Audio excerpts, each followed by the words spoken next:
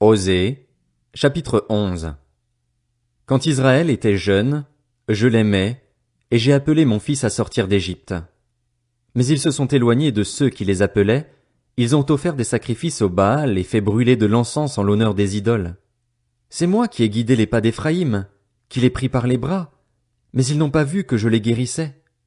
Je les ai tirés avec des liens d'humanité, avec des cordages d'amour.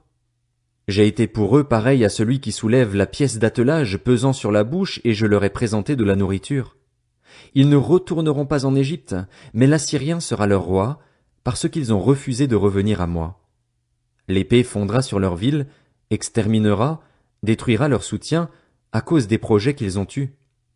Mon peuple est enclin à s'éloigner de moi. On les rappelle vers le Très-Haut, mais aucun d'eux ne se lève. Comment te traiterai-je, Éphraïm? Faut-il que je te livre à l'ennemi, Israël? Dois-je te traiter comme Adma, te rendre semblable à Tséboïm? Je suis tout bouleversé, je suis rempli de compassion. Je n'agirai pas en fonction de l'ardeur de ma colère. Je renonce à détruire Éphraïm, car je suis Dieu, et non pas un homme. Je suis saint au milieu de toi, je ne viendrai pas avec colère. Ils suivront l'Éternel qui rugira comme un lion, car il rugira, et des enfants accourront de la mer. Ils accourront de l'Égypte, pareil à un oiseau, et de l'Assyrie, pareil à une colombe, et je les ferai habiter dans leurs maisons, déclare l'Éternel. Osée, chapitre 12. Éphraïm m'entoure de mensonges, et la communauté d'Israël de tromperies. Juda est encore sans frein vis-à-vis de Dieu, vis-à-vis du Saint fidèle. Éphraïm se nourrit de vent et poursuit le vent d'Est. Chaque jour il multiplie le mensonge et la violence. Il fait alliance avec la Syrie et emporte de l'huile en Égypte. L'Éternel est aussi en procès avec Juda, et il interviendra contre Jacob en fonction de sa conduite, et lui payera un salaire conforme à ses agissements. Dans le ventre maternel, Jacob a attrapé son frère par le talon et, devenu homme, il a lutté avec Dieu. Il a lutté avec l'ange, et il a été vainqueur. Il a pleuré et lui a adressé des supplications. Jacob l'avait trouvé à Béthel, et c'est là que Dieu nous a parlé. L'Éternel est le Dieu de l'univers. Son nom est l'Éternel. Et toi, reviens à ton Dieu, garde la bonté et la justice, et espère toujours en ton Dieu. Éphraïm est un marchand qui a dans sa main des balances fausses. Il aime tromper, et il dit, « En vérité, je me suis enrichi, j'ai acquis de la fortune, mais c'est entièrement le produit de mon travail. On ne trouvera chez moi aucune faute, rien qui soit un péché. Et moi, je suis l'Éternel, ton Dieu depuis l'Égypte. Je te ferai encore habiter sous des tentes, comme les jours de fête.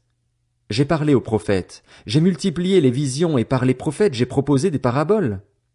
Si Galaad n'est que trouble, ils seront certainement réduits à rien. Ils sacrifient des bœufs à Gilgal. Même leurs autels seront comme des tas de ruines sur les sillons des champs. Jacob s'est enfui au pays d'Aram. Israël a servi pour une femme, et pour une femme il a gardé les troupeaux. Par un prophète, l'Éternel a fait sortir Israël d'Égypte, et par un prophète, Israël a été gardé. Éphraïm a amèrement irrité l'Éternel. Son Seigneur rejettera sur lui tout le sang qu'il a versé. Il fera retomber sur lui son mépris. Osée, chapitre 13. Lorsqu'Éphraïm parlait, c'était une terreur. Il était puissant en Israël, mais il s'est rendu coupable en adorant Baal, et il est mort. Maintenant il continue à pécher. Ils se font avec leur argent des idoles en métal fondu, des idoles de leur invention. Toutes sont l'œuvre des artisans. On dit à leur sujet, ceux qui offrent des sacrifices rendent hommage à des veaux. Voilà pourquoi ils seront pareils à la nuée du matin, à la rosée qui se dissipe très vite, à des brins de paille emportés par le vent hors de l'air de battage, à la fumée qui sort d'une fenêtre. Moi, je suis l'Éternel, ton Dieu depuis l'Égypte. Tu ne connaîtras pas d'autre Dieu que moi, et il n'y a pas d'autre sauveur que moi.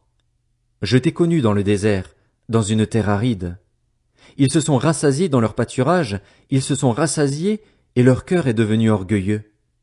Voilà pourquoi ils m'ont oublié. Je serai pour eux pareil à un lion, à une panthère. Je les épierai sur la route. Je les attaquerai comme une ours à qui l'on a enlevé ses petits, et je déchirerai l'enveloppe de leur cœur. Je les dévorerai comme une lionne, les bêtes sauvages les mettront en pièces.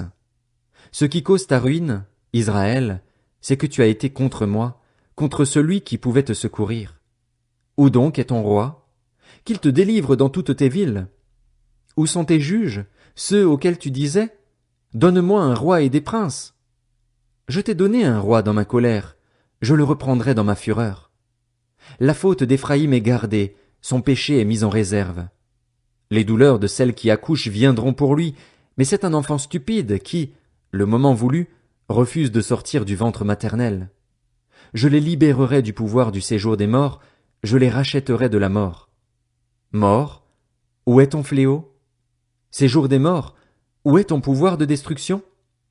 Le regret se cache à mes regards. Éphraïm a beau prospérer au milieu de ses frères, le vent d'Est viendra, le vent de l'Éternel se lèvera du désert, mettra ses sources à sec et fera cesser de couler ses fontaines. On pillera le trésor de tous les objets précieux.